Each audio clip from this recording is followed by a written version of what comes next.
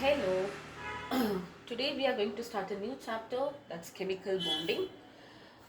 This is a base chapter to understand the reaction mechanisms of all the inorganic as well as organic reactions that happen in chemistry.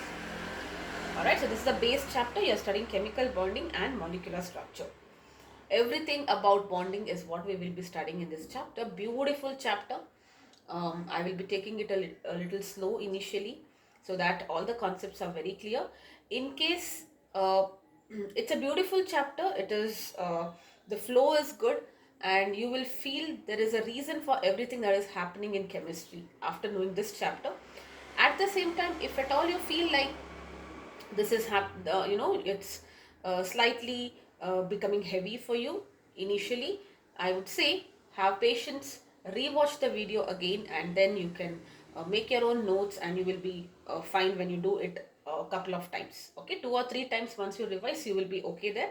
And the beauty of this chapter is once you are thorough with this chapter, let us say one first time you hear when I'm explaining, you understand things. Second time when you rewatch or re-revise, you will be second or 2 3 times maybe you will be very thorough with this.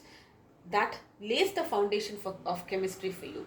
And this is a chapter which when you revise the next time, when you're preparing for your next exams or something, it will be like it will just happen in half an hour or so, because it is a chapter which requires understanding. Once that understanding is there, I don't think there is any memorization required here. It should technically go really faster when you revise it. Okay, so initially it is a little time consuming, but beautiful chapter, very, very interesting concepts, and so many new things which you will be encountering, and you'll understand why certain reactions, why certain molecules have that shape, that structure.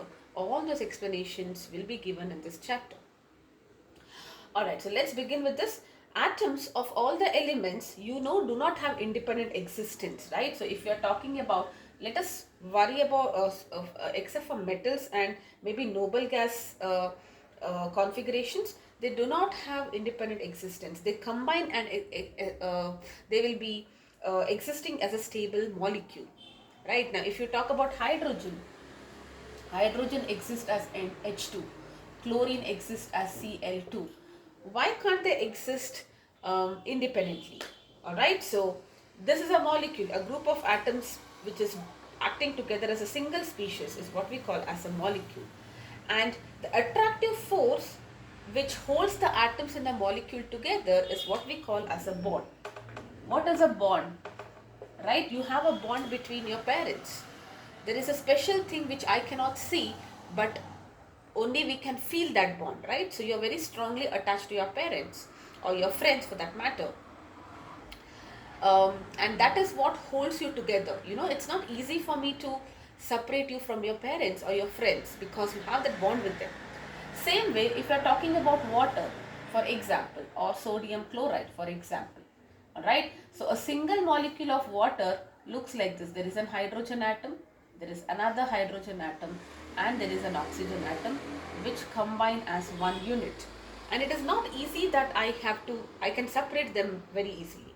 Same way you have sodium atom, chlorine atom, they are actually in the ionic state, but that's fine. Okay, so let me just write it this way. There is something which is holding them together, binding them together, right? And that force which is holding all the atoms together in a molecule, it's not that easy for me to separate them. If I have to separate, I have to overcome that force of attraction, that attractive force which is, they say mother is, and not to, be partial towards a mother or a woman for that matter, but generally they say, right, that a mother or a woman or a wife, whatever you say, is basically the one who holds the family together. Alright, any problems in the family, she's the one who kinds of brings everybody together, tries to resolve the problems. Correct? So, same way here, there is a bond which is holding all the atoms together. And it is not that easy to break that bond. And even if that happens, only then I will be able to remove or separate out the atoms from the molecule. So, we see in our day-to-day life that most of the elements cannot exist as an atom. They combine two or more atoms of the same type or maybe of the different type.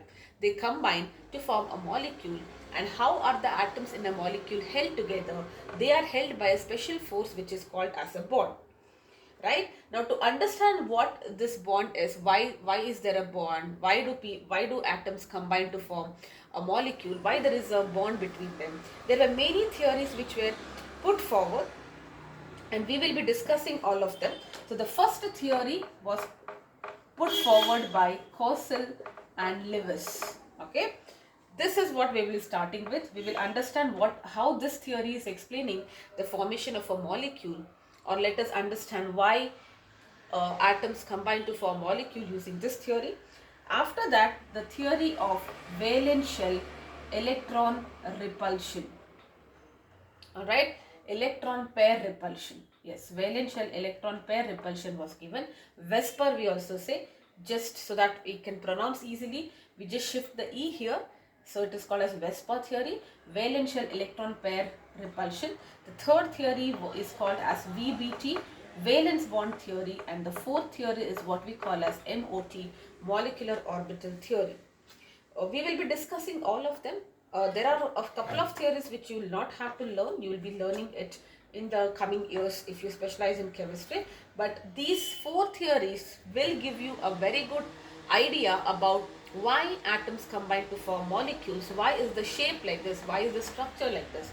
All of them can be explained by all these theories.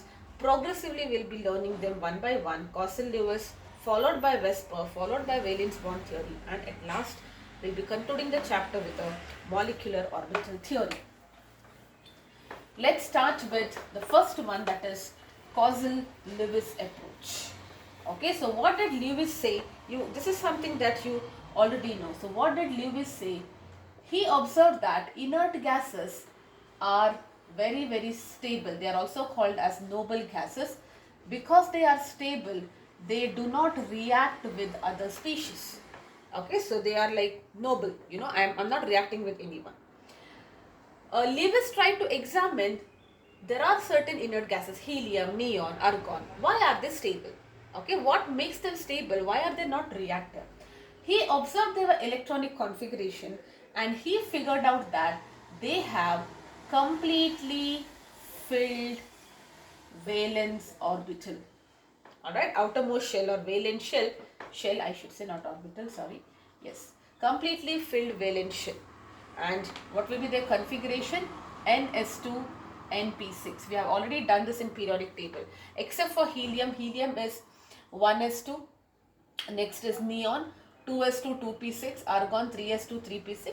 So you can see that they have completely filled, outermost shell is completely filled, and how many electrons will be there? There are 8 electrons. So we call this as octet. Okay, so except for helium, all the noble gases have octet configuration, and based on this observation, he put forth his theory, which is called as the octet rule, wherein he proposed that atoms of different elements will combine with each other to complete their octet. Now, just by observing inert gases, he felt that inert gases are stable because they have completely filled valence shell, or in other words, they have NS2 NP6, which is also what we call as IG configuration, inert gas configuration. Okay, they might ask you what is the configuration of inert gas in general. It will be NS2 NP6. Since there are 8 electrons in the valence shell, we also call it as octet. And he realized that if maybe to attain stability, if there is any element which is not having its octet, which is except for the inert, none of the octet is complete. So all those elements, for that reason, they try to attain the octet state, correct? So that is the reason they combine. So atoms, now let us say sodium, let us say hydrogen. Let me give a couple of them. Okay, now sodium, what will be the configuration? Only outermost I will be writing 3s1. Okay, so hydrogen is 1s1, chlorine is 3s2 3p5. Right, you know this, chlorine is 17, you'll be writing this. Innermost I'm not writing this. None of them have 8 electrons in their valence shell. So that's the reason they're not happy, because they have not attained octet configuration. They will try to attain octet. Now how do you try to attain octet? You have to combine with elements. Either you have to give, how do you combine with elements? So that is the reason they combine, atoms combine with other elements, that is atoms of other elements, and they try to complete their octet. And how can they complete their octet? By donating, okay, receiving, or by sharing. Okay, so this is something that you already know, correct? If there is a donation and receiving, we call it as a complete transfer of electron. This leads to the formation of ionic bond, and this leads to the formation of covalent bond. This is something that we know. Now we kind of appreciate why in the first place the atoms even try to combine with other elements.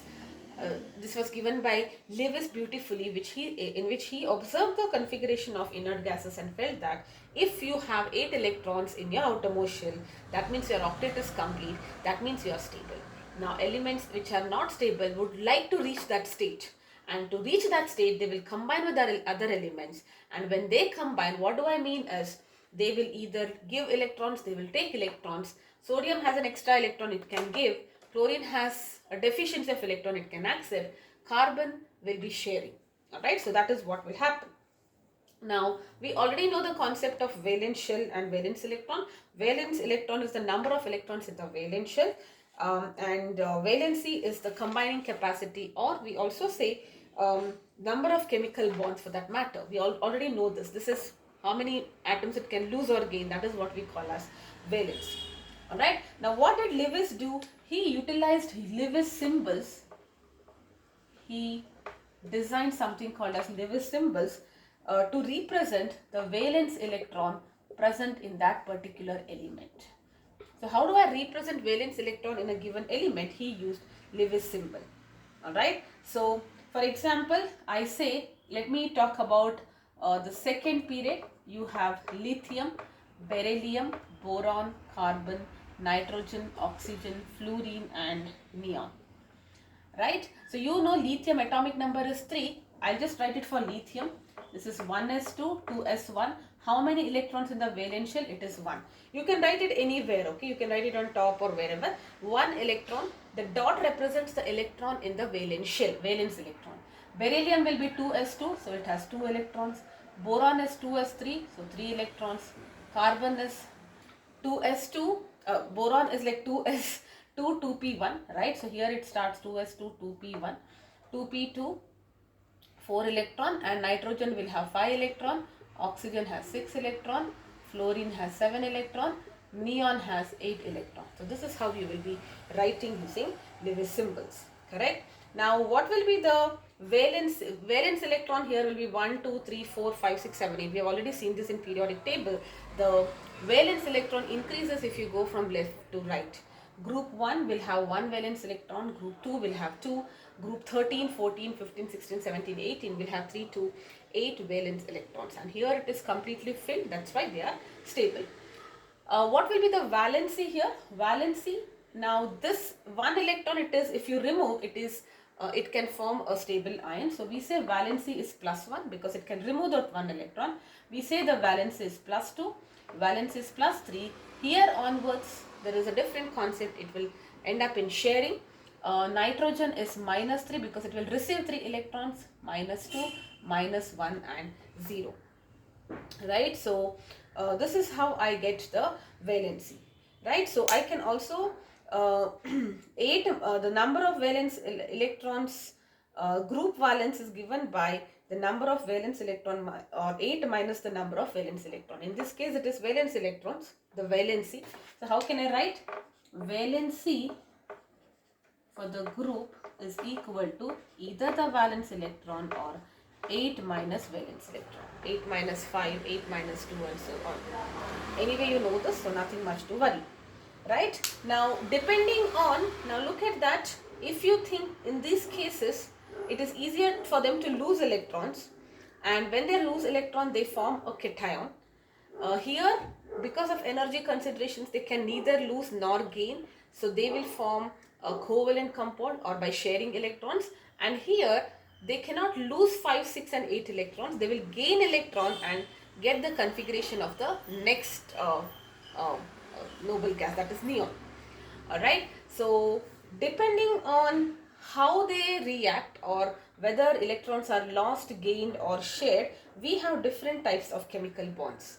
Alright, so let us now understand the types of chemical bonds. You have ionic bond, you have the covalent bond, you have something called as the coordinate bond, and you have the hydrogen bond.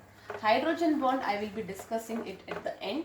Alright, so we will complete ionic, covalent you already know. Coordinate is something that you need to know, but we will revisit all of them. Ionic bond is also called as electrovalent bond. Okay, so this, what is this ionic bond according to Lewis? The electrostatic force of attraction. Bond is a force of attraction. So what kind of force of attraction is this? It is this electrostatic force of attraction which holds two oppositely charged ions, okay, together, okay, is what we call as ionic bond. So there are two ways to understand it. Okay, now if you look at sodium chloride, you know this is an ionic bond, and everybody will give the explanation how this bond was formed. There was sodium configuration is 1s2, 2s2, 2p6, 3s1. So it will lose this electron and form Na plus ion, and there was chlorine whose configuration was 3s2, 3p5. It gained this one electron and formed Cl minus, and because they are oppositely charges, they are held together, which is correct. So if you look into this sodium chloride and if you observe it under microscope, you can see ions. Okay, you can see they are made up of ions like this. These ions, lot of them, because we are not talking about one molecule. If I say there is 1 spoon of salt, it will have 100,000 millions of molecules, right? So you can see that there are oppositely charged ions which are held together by a force of attraction. That force of attraction is nothing but your ionic bond. Or in other words, how an ionic bond is formed? When the one of the element, which is generally a metal, would have a tendency to lose electron. It can have a valency of +1, +2, +3, lose one or more electron and become a cation, and the other element will be in a tendency to gain electron and become an anion, right? So that is how you have your ionic bond, and some examples are KCl, any metal salt, basically you can say MgCl2 and so on, potassium nitrate and all of that. Now what you need to remember here is the ionic forces will be extended in the space equally, and it is equally strong. We say there is new term which you have not studied. We say ionic bonds are non-directional in nature. When I say non-directional, that means they are equally strong in all directions.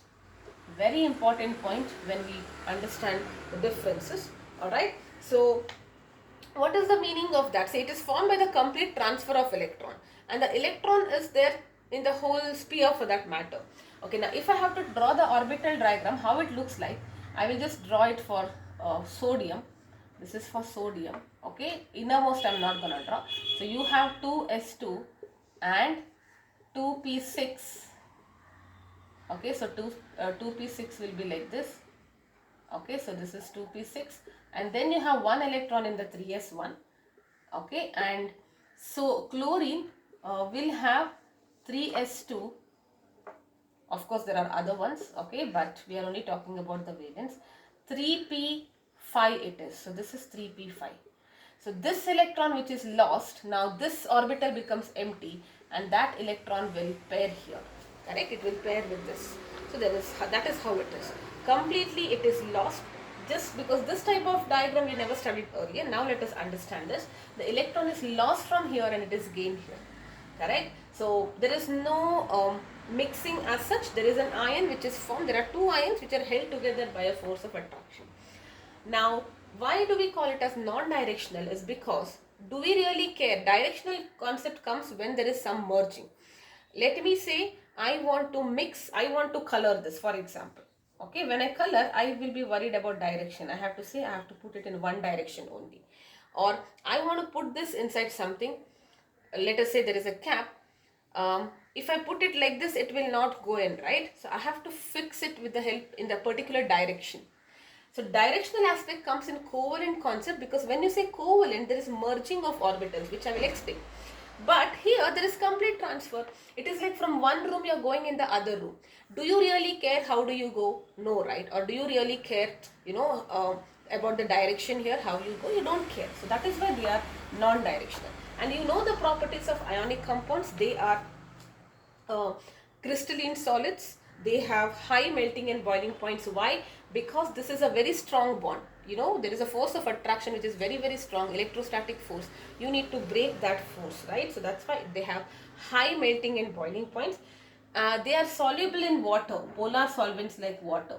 So polar solvents like water. What is the meaning of this? Okay, ionic, sodium chloride is soluble in water. But what makes it soluble in water? What is solubility first of all? Alright, see, you have water, you have 2 hydrogen and 1 oxygen. Okay, now there is some, can you see some spaces between them? So when you put water, these small salt, the salt will try to occupy this space, and that's the reason we cannot see salt once you dissolve it. That means it is soluble. So where are they disappearing? They are disappearing into the interatomic spaces or intermolecular spaces of water. Now what is the meaning of polar solvent? Polar is a concept which is nothing but you have water. Water is, okay, maybe I will explain this in covalent bond clearly, but for now understand that polar is with polarity. You have H plus and OH minus. This, something like this ion formation, right? Now what will happen when you have sodium chloride? This is Na plus, this is Cl minus, correct? The H plus will try to slightly, because it's positively charged, it will try to pull the chlorine towards itself, and this results in the breakage of this bond, and all of them will now occupy this place. Similarly, the O being negative will try to pull sodium towards it, right? So imagine like there were 2 friends, alright, and now there are 2 new friends who are coming. There is an attraction between this friend and that friend, so their friendship breaks and he kind of pulls it, and this guy is also pulled, and together now they are forming one substance. It's not really one substance because it is occupying the intermolecular spaces, you cannot see it. Alright, and they are very good conductor of electricity because there is formation of ions. When you put it in water, only in the, now good conductor of electricity, like I told in the 10th grade, is only in the molten or aqueous state. In the solid state, though there are ions already there, their ions are not separable. Okay, so if I take salt, understand this very properly because this is very, very important. If you take a normal salt, your regular salt, it is not that it only has sodium and chlorine in the atomic state. They are present as ions only. You have sodium ion, chloride ion, sodium ion, chloride ion. But they are held together and you cannot break them. Free ions are not available. But what happens if you heat it molten? The separation is overcome and now sodium is free to move, chlorine is free to move. So that results in the formation of ions are free, so they can conduct electricity. What happens in aqueous, I just now explained. So the both hydrogen and oxygen, they try to create a distance. Now these electrons are free. That's the reason they can conduct. Alright, now yes. Alright, so there is also something called as lattice enthalpy. What is this lattice enthalpy? I told you in solid state, the electrons, if you imagine a cube, okay, so the ions are held in a packed in a cube like structure. Okay, so you have sodium ion, you have chloride ion. They have some regular arrangement by which they are arranged nicely, and that is what we call as a crystal lattice. The arrangement of a solid in a crystal unit is what we call as crystal lattice. And lattice enthalpy is that energy to break 1 mole of a solid ionic compound. Whatever energy you need to break 1 mole of bonds is what we call as the lattice enthalpy. Now, if I have salt, which is having a greater force of attraction between sodium and chloride ions. If I have to break, and how is salt present? It is packed inside an imaginary cube, you can see that. This is what we call as a crystal lattice. The arrangement of ions in their geometry is what we call as crystal. Now if you want to break this, what energy you need to supply? That is what we call as lattice enthalpy. Lattice enthalpy is the energy which is required to break uh, 1 mole of an ionic crystal into its constituent ions. So you take 1 mole of a crystal, how much energy you need to supply to break them, and when you break, what you'll be getting? You'll be getting free ions. Alright? Or in other words, it's the same amount of energy that is released when 1 mole of ions combine to give you 1 mole of a compound. Alright, so that is nothing but your lattice enthalpy. Alright, so that is about electrovalent compounds. Now let us understand what factors favor the formation of electrovalent or ionic bond.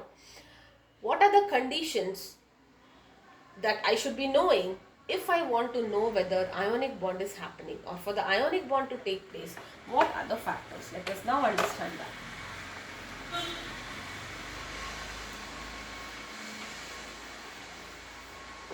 Alright, so factors affecting ionic bond formation. Okay. Now, best way to understand this is remember sodium chloride and see what is happening. That's the easiest way just to remember. Alright. So, first point is donor atom must be highly electropositive. The donor atom is nothing but your cation. Correct? That cation must be highly electropositive. What is the meaning of that? It must have a low ionization enthalpy. We have done this in periodic table. What is ionization enthalpy?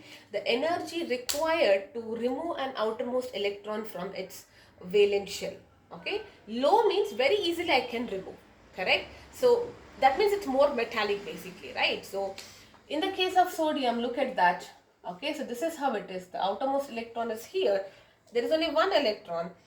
I require little energy to remove it. Okay, because anyway sodium wants somebody to actually remove it so that it can become stable like your what is that? What is the previous neon? But you have to supply some energy. This is very minimal. Okay, so low ionization enthalpy, or it should be highly electropositive. It should have a natural tendency to lose the electron. Okay, now let us talk about the acceptor atom. Acceptor atom, which is forming your anion, should be highly electronegative. Okay, highly electronegative. That means it should have high electron gain enthalpy. Right? Electron gain or electron affinity. What is the meaning of that? See, a proper bond is formed when they complement each other. Right? So let me say I give what you want, and whatever I am giving you, that is exactly what you wanted. So we share a good bond, correct? So this guy should be very easily happy to give that electron, and whoever is accepting must be very happy to accept that electron. What is the meaning of this? It should very easily donate, so low ionization enthalpy. Little energy you give and the ion is formed. And here it means high electron gain enthalpy. That means what is electron gain enthalpy? An energy released when electron is added to the nucleus. Correct? High means more energy is released. More energy is released means more stability it is, more happier it is. Correct? So high in electron gain enthalpy. Third point, difference in the electronegativity should be greater. Alright, so it is like, one is highly, electronegativity is the tendency to pull the shared pair of electron towards itself. Now, when you say electronegativity difference, you have a value for electronegativity for each of the element, right? The difference between the two should be greater. That means, one is highly electropositive, one is highly electronegative. So the difference is huge, right? Yes. Now, lattice enthalpy of the compound should be large. Lattice enthalpy means how much energy I need to break the crystal into its ions. If I say it is large, that means it's very stable compound. To separate, I need to give a large amount of energy. Alright, and fifth point, which is very, very important, which we'll be studying in Fajan's rule also, is that it should have larger cations and smaller anions. In terms of size, we are telling. If you have larger and smaller, they favor the formation of ionic bond. and this is also given as a Fajan's rule, which we'll be covering a little later. But for now I will tell you, see, sodium, you know, across the period, you know, the atomic size is slowly reducing, right, because of the effective nuclear charge. So if you are talking about sodium and chlorine, this is just an example. This is bigger in size, this is the cation, right, this is the cation and this is the anion. This is bigger in size and chlorine is comparatively a little smaller. Now, how will that benefit? If you have a larger cation and a smaller anion, it will always favor the formation of an ionic bond. And the reason is very simple. Larger the size of the cation, imagine the cation is bigger, we want that cation to lose the outermost electron, right? If it is bigger, that means the outermost electron is here, for example. If it is smaller, it is very close. It is a little far away. The nucleus is not able to exert the same amount of force. Very easily it can lose. And the greater it loses, the easier it is to remove the electron. That means low ionization enthalpy. So it has a natural tendency to lose an electron, correct? So of course it can lose an electron, means it's ionic bond. Let us talk about anions. Anions should be smaller. Why? Because anions are the one which are receiving the electron. That is, we are talking about electron gain enthalpy. Whenever you receive an electron, energy is released. More the energy is released, more stable it is. Now, if the size is small, the newly held electron will be able to very easily accommodate with the nucleus. The nucleus can hold it better, because let us say this is my nucleus and the electron, there is some electron which is coming, like maybe the electron from the sodium, which is coming to the chlorine. Now, if the size is large, the outermost electron, the newly added electron will be here. The nucleus cannot hold it better because it's very far. But if the size of the anion is smaller, the nucleus can hold it better. Correct? So remember this as a rule. I would say only remember sodium, chloride. Sodium is larger, chlorine is smaller. So larger cation, smaller anion will favor the formation of an ionic compound. All these are very important. What factors decide or favor the formation of ionic bond? Okay, so the cation must be having low ionization enthalpy, anion must be having high electron gain enthalpy, difference should be greater, the lattice enthalpy should be large, and the larger cation, smaller anions will favor the formation of ionic bond. Alright, so that is about ionic bond. Let us now talk about covalent bond.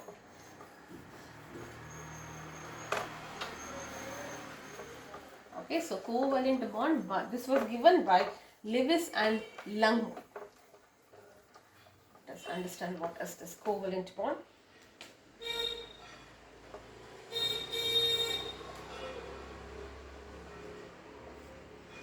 Alright, so covalent bond is formed by mutual sharing of electrons. Mutual means I give one and you give one. Okay, mutual sharing of electrons. The sharing of electrons can be, it can be either 1 pair, 2 pair or 3 pair. Okay, this can be shared between atoms is what we call as a covalent bond. Alright, valency, co is like together. And how do we represent covalent bond? We write a line. Now remember, ionic bond, how do you represent it? You will represent it by an arrow like this. Remember, you should not write this. This is wrong. Many people write this. Whenever there is a bond, they'll show you with the line. Line is only for covalent or coordinate bond. For ionic bond, you have to show the arrow from where to where it is being transferred. Okay, so covalent is shown by a thick line. What is that thick line representing? There is an electron which is belonging to this compound, this atom, electron belonging to this atom, and it is shared. That is what it represents. Alright, now if there is only one pair of electrons shared, if one pair of electron is shared, we call it as a single bond. Okay, like in the case of hydrogen. You know this already, but I am just saying, hydrogen has one electron, 1s1. Another hydrogen atom will also have 1s1. Both of them are, octet is not complete, they are not happy in their life. So they decide, why can't we share? Okay, so that is how a bond is formed. Now, how does it look like? I will give you the atomic view as well as orbital representation. So this is my hydrogen atom, correct? And this is the nucleus. Let us say the one electron was here. and this is my another neighboring hydrogen atom. Now what are happening? They are trying to come closer because now they say that, okay, I'm going to help you, you're going to help me, let us share our electrons. And when I share, the ownership, the hydrogen is still owning this hydrogen is still owning this electron, but you can access it for the time being, you cannot own it. This hydrogen will say, I still belong to, this electron still belongs to me, I am just giving it to you, don't even think of owning this electron. Alright, we are just helping out each other. When they come closer, they form a bond, and when I say there is a bond, there is slight overlapping of the orbitals. Please remember this, the orbitals will overlap slightly, and when they overlap, the electrons will be present in the overlapping region, and that is how the bond is formed. So whenever you have a covalent bond, there is always an overlap.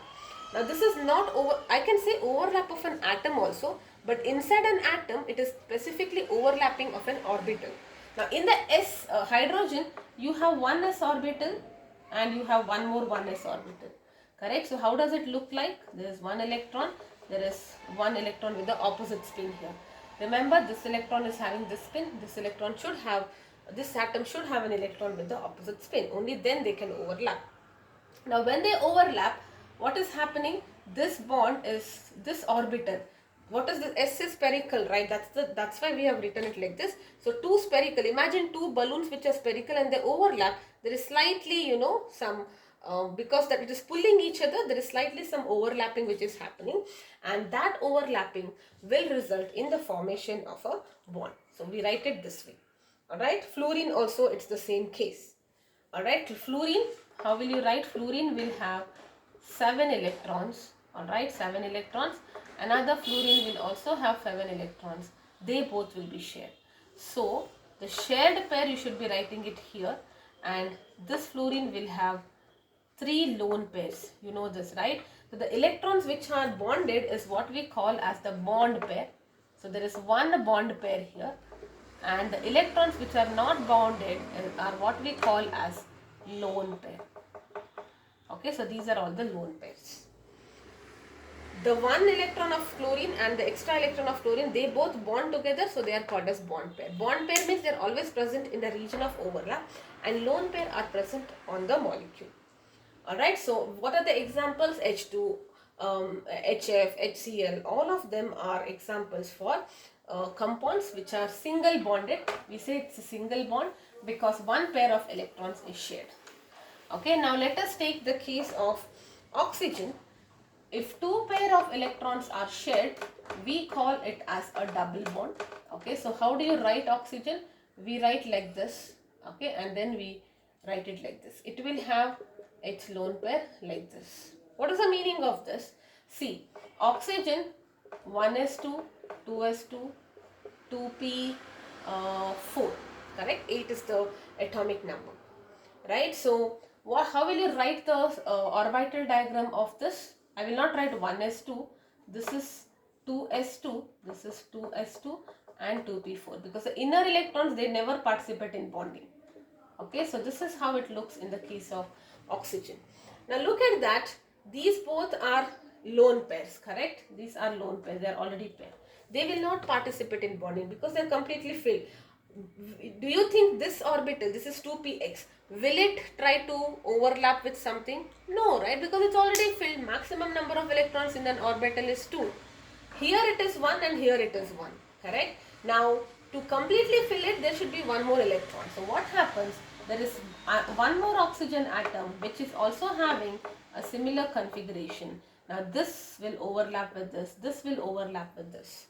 Okay, and when they overlap, the electrons will be shared. And in the case of oxygen, it is actually the p orbitals which are overlapping, correct? So anyways, we will talk about that later, but for now, as an atom, let us say how many pair is shared? One pair, two pair. So two pairs of electrons are shared, and each oxygen has how many valence electron? Each has 6 valence electron. 1, 2, 3, 4, 2 are shared. 1, 2, 3, 4, 2 are shared. So each of them will be getting 8 electrons, 6 on its own, 6 which are of its own and 2 which is shared. Okay, so that's how they complete their octet. Alright, so that's about double bond. Now let us talk about if three electrons are paired, three pairs of electrons are shared, then it results in the formation of a triple bond. Okay, triple bond like nitrogen. Okay, so nitrogen has 5 electrons, so it needs 3 electrons, right? That's why it will share 3 electrons with other and receive 3 electrons from the other one. Okay, this I'm just writing it as a dot here so that you understand it. Correct? So because 3 pairs are shared, it is a triple bond. So if you want to write the structure, 1s2, 2s2, 2p3 is the structure. So 2s2, there are 2 electrons which are filled, and in 2p3, it is singly occupied. Correct? 3 electrons will be written like this. So it can hold one more. So the from another nitrogen atom, okay, so this will pair with this will pair is nothing but overlap. See, pairing means electrons which are shared, that is what we call as a pair, and for it to share it has to overlap. Correct? So that is what is happening in the case of nitrogen. Again, it is the 2p's x which are overlapping with each other. So 2px of one, 2px of other, this is 2px, right? Similarly 2py overlaps like this, okay, and 2pz also overlaps. That's what is happening, right? So this is about triple bond. Now what will be the properties of covalent compounds? They will exist as liquids, solids and gases, non-conductors because there is no ion formation, insoluble in water because water is polar, like dissolved like, so it will be soluble in other polar solvents, non-polar solvents like benzene. Reactions are pretty slow because ion formation is something that happens instantaneously. This is something which happens a little slow. So reactions involving covalent compounds are also very slow. Alright. So now let us understand what factors favor covalent bond. Just like we have done factors favoring the ionic bond, let us understand what factors favor the covalent bond. Alright. So now think about it. Think about anything. Let us say HCl for that matter. Alright. Now of course if I take same, you may not get it totally. So that's why I'm taking an example of HCl. So the combining atom, now there is nothing called cation and anion here, right? So we say both the combining atoms should possess high ionization energy. Look at that. In ionic compounds we said that the cation should be low ionization energy, anion should be high ionization energy or high electron gain and enthalpy also. Here, if the ionization energy is low, then they can very easily lose the electron, and when they lose the electron it becomes a ion, and ion means it's an ionic bond. The atoms should be such that they have high ionization energy. That means their ability to lose electron or lose electron for that matter is very high. It cannot lose electron easily, and if they cannot lose electron easily, they cannot form ions. The only option is to share them. Correct? So they should have the atoms, all the atoms which are involved in this, they should have comparable electron gain enthalpy, means almost nearly same electron gain enthalpy, means both of them should have a tendency to gain electron, and the energy released when they gain electron should be nearly the same. Correct? Also they should have comparable electronegativities. High difference will make sure that there is an ionic bond. If the electronegativity difference is comparable, then it is covalent bond. Alright, and the atom should either possess 4, 5, 6, 7 electrons in their valence shell. If that is basically from group 14 onwards, right? Carbon, nitrogen, oxygen, fluorine. If you have 1, 2 or 3, then it is easier to lose them, right? And losing means it's ionic. Okay, so here they might gain it, but both of them, if they have something like that, there will be no giver, right? Look at that, H and Cl or anything you take. Both of them have a tendency to gain electron, nobody to give. So ionic, there is no question of an ionic bond which can be formed, because ionic is like give and take. Correct? Now both of them will want to take, and that is when they decide nobody is there to give, let us share. Alright, and the last factor is high nuclear charge. Okay, high nuclear charge and small, very important point, internuclear distance will favor the formation of your covalent bond.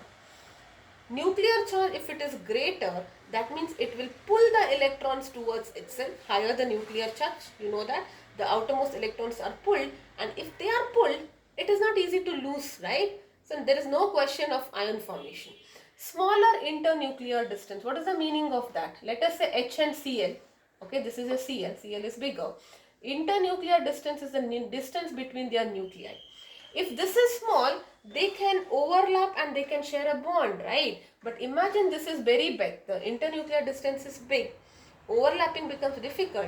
Sharing becomes difficult. Correct? So that is when what factors will contribute?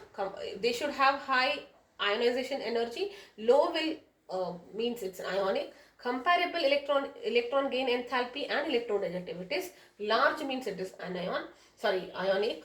4, 5, 6, 7 electrons in the valence shell, high nuclear charge and small internuclear distance. Alright, so that is what it is for covalent, right? So let us also understand polar character of a covalent bond.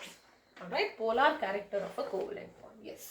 Now in covalent bond you have two types, polar and non-polar. Okay, so based on how many pairs of electrons are shared, you have single, double and triple bond. Let us now understand what is a polar covalent bond and non-polar covalent bond. Okay, now polar covalent bond is when there is a polarity. Okay, non-polar bond when there is no polarity. Right, now let us say bond is formed. This is when do you see this? When there is bond formed between similar atoms or atoms with less electronegativity difference, like let us say fluorine and fluorine. Okay, now fluorine has 3 lone pairs and 1 bonded pair, correct? Now both of them are similar, so the shared pair of electrons will be at the center only, correct? So there is no polarity. But this is a bond which is formed, polar bond is formed when a bond is shared between dissimilar or different atoms, like in the case of HCl. Look at that.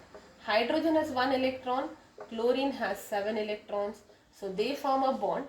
Now chlorine, you know, is highly electronegative, so this shared pair of electrons which should be in the center will be slightly pulled towards chlorine. Okay, so it looks something like this. The shared pair is almost near the chlorine. I'm just zooming this. Because of which, though there is no movement, the ownership is still with the hydrogen and chlorine. This electron belongs to hydrogen, this belongs to chlorine. But the electron cloud is shifted towards chlorine, so it will result in the formation of slight polarity. Delta negative because it's more closer, delta positive because it's far away. This is what we call as a polar bond. Okay, polar molecule. There is polarity which is introduced because of the difference in the electronegativity. One of them is very highly electronegative. It will pull the shared pair of electron towards itself. Thereby, the other molecule will end up in having a delta plus charge. What happens in the case of water? So you have hydrogen. Now we write it like this, but don't worry about why it is like this. Why can't I write it straight? For now you can even write it straight. As we proceed with this chapter, you'll be understanding why the shape is like this. Now look at that. There is one pair which is shared between them, but oxygen being more electronegative will pull it. So it becomes a delta minus and delta plus here, delta plus and delta minus. So totally it is 2 delta minus. Alright. Now because of this polarity, only ionic compounds are soluble. Correct. This delta negative will pull sodium towards it. Therefore, the bond between sodium and chlorine are broken, and that's how you get ions, and that's how ionic compounds are good conductors in solution state. Correct. Now I hope this is clear. Delta here represents partial charge. It is not actually transferring or there is no actual transfer, there is only sharing, but the shared pair is slightly more towards the electronegative element. Now large difference in electronegativity, higher will be the polarity, and if the difference is very huge, then it becomes ionic. Alright, so that is that is about the covalent bond. Alright, now the next topic, the next bond will be about the, I think I will do the coordinate bond also first, right? So that only hydrogen bond I'll do at the end. So let us talk about the coordinate bond.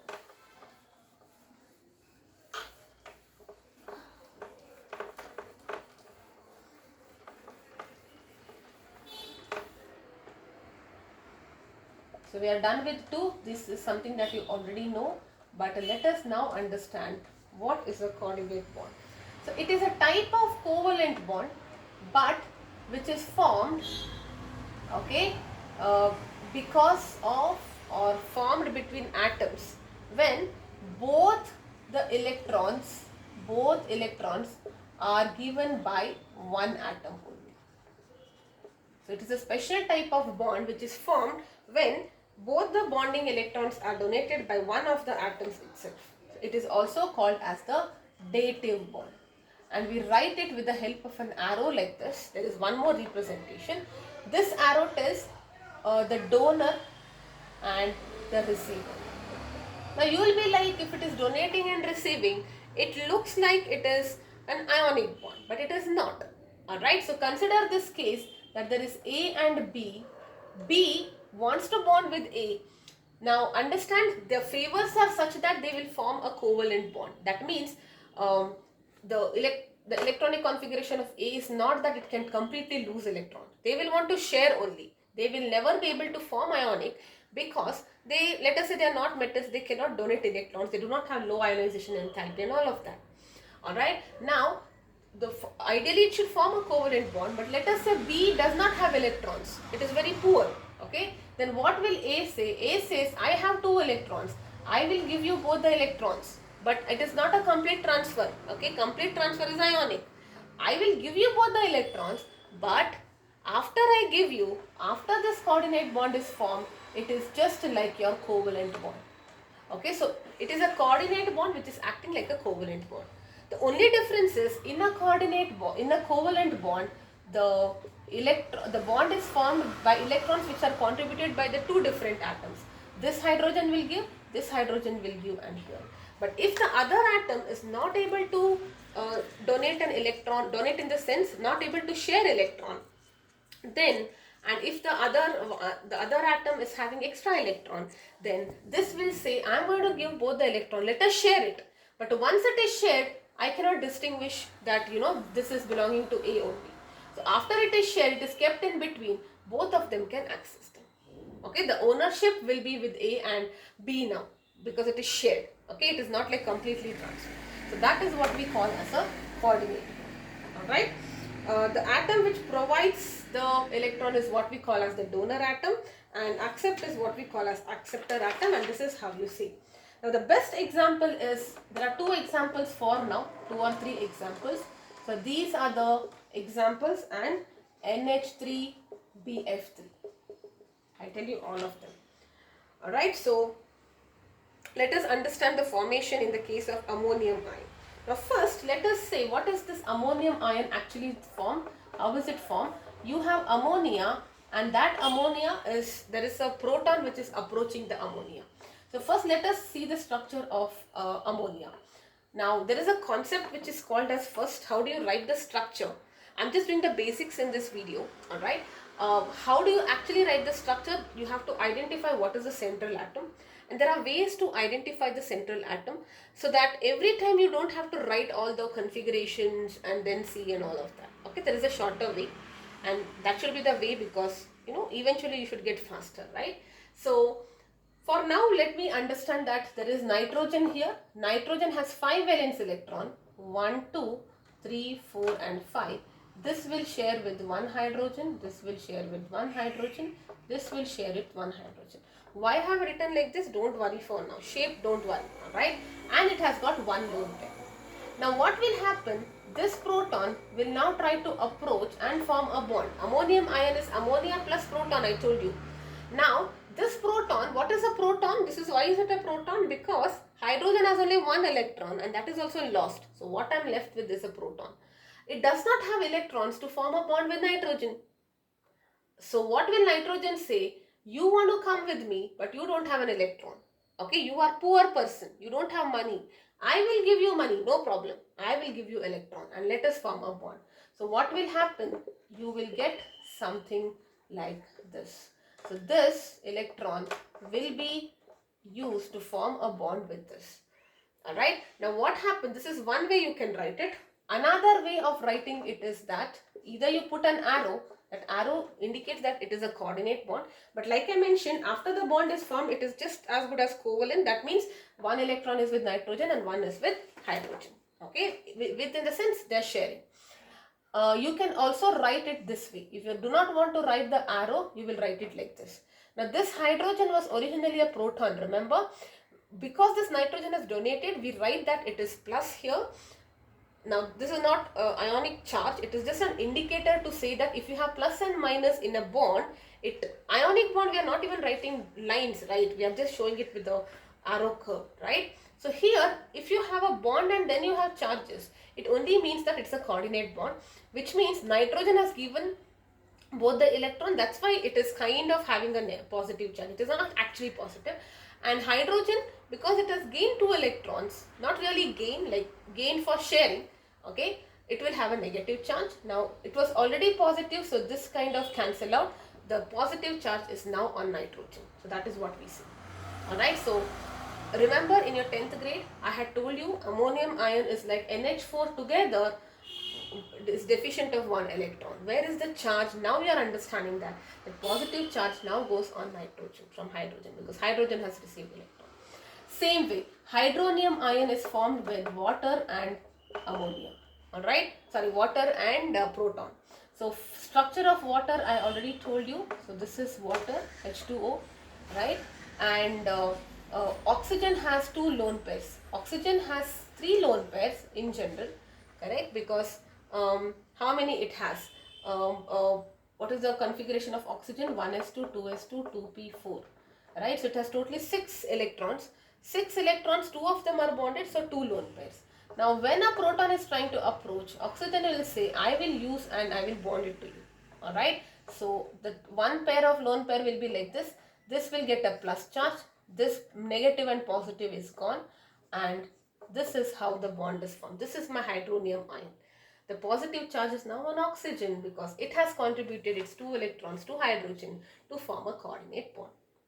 Alright, similarly, let us write for this ammonia and boron fluoride. Okay, so this makes a substance what is called as an adductor. So we say this is ammonia boron fluoride adduct. I'll tell you what it is. Now, let us write about ammonia. So you know, ammonia has how many? I'll write it this way because I can show you that. So it has 5 electrons. 3 of them are bonded with hydrogen and there is 1 lone pair on ammonia. Correct? And let us say for boron, right? Boron has having 3 electrons. Boron is aluminium family, okay, 13th group, so 3 electrons. So it will bond with 3 fluorine, okay. It's still octet is not complete. Do you see that? It is still octet is not complete. Now what nitrogen is fine because 1, 2, 3, 4, 5, 6, 7, 8. For boron 1, 2, 3, 4, 5, 6. Octet is not complete. So there is one more which is empty orbital. Now how do I show this? Let me show it to you. Boron is 1s2. This is for boron. Okay. This is 2p1. The configuration is something like this. Okay. So you have p1 here. Okay. Now what happens to form bond? This electron will jump here. That is what we call as excited state. Just before forming a bond, to accommodate 3 fluorine, if it was in this state, it can only take 1 fluorine, right? Because pairing will happen only in this case. I mean, bonding will happen only here. So now there are 3 fluorine. So when the fluorine is approaching, this electron will jump here. Now there are 3 unpaired electrons. So what they will do is these orbitals will now overlap with the p orbital of fluorine and they will form a bond with fluorine. So that is how it is. Alright. Now you see this is my empty, right? This is empty. This orbital 2pz is empty. That is what I am showing here. Now nitrogen will say you take my 2 electrons because I have lone pair, correct? I have an extra electron. I will form a coordinate bond with you. Means I am giving you 2 electrons because you are not having your octet complete. You are only having 6 electrons. So I will give you 2 electrons so that your octet is complete. But once I have given you, it is not like you are the owner. 1 electron's owner you can be, 1 electron's owner I will be. Alright, so that is how they are shared. So when they share, what will happen? This nitrogen, this is for the nitrogen's orbital, p orbital. Now nitrogen also, if you want, let us write it, 2s2, 2p3. So it is like this, correct? 1, 2 and 3, right? So this is now already with 3 hydrogen, this has already bonded, correct, in ammonia. Now this electron will, one of the electron will go here. Alright, so they will form a bond like this. Here it will be shared. Alright, so both the electrons for that matter, not one. Both the electrons will be going here, so they will be shared in the overlapped orbital. This is the 2pz or whatever of nitrogen, and this is 2pz of boron, which was empty initially. Nitrogen, it was there. Here it was, this is 2s, sorry, this is 2s, so I should show it as spherical. Yes. Alright, so that is what will happen. Alright, so this is the meaning of coordinate bond. So what is very, very important coordinate bond? Coordinate bond is a special kind of bond wherein the electrons which are shared between two atoms is donated by one of the atom itself. Alright, and that atom which donates is called as a donor atom, which receives is what we call as an acceptor atom.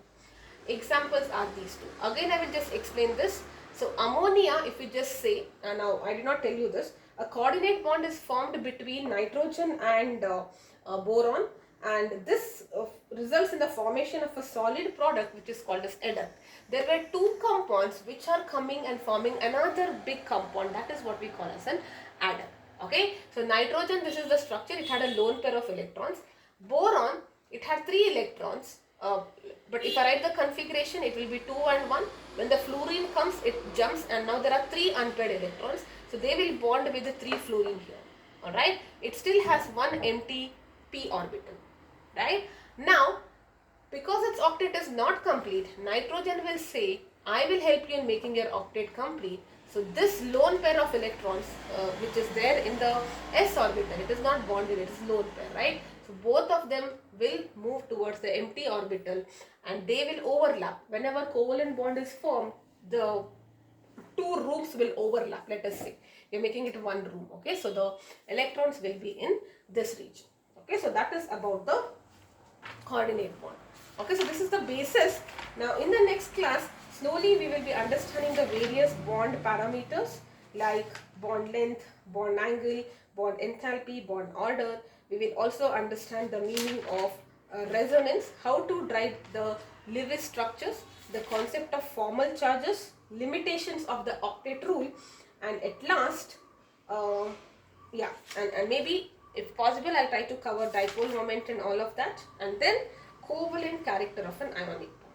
That will complete the first theory that we are doing, causal Lewis. One more session I need to finish off that first part before we move to the Vesper theory. Vesper theory also 2 more maybe, and then you will have to talk about VBT, and at last it is MOT. Alright, yes. Happy reading. Just any doubts, you can revisit this video again for if you want revision. Anything else which you are having any doubt, you can always get back to me. Bye bye for now.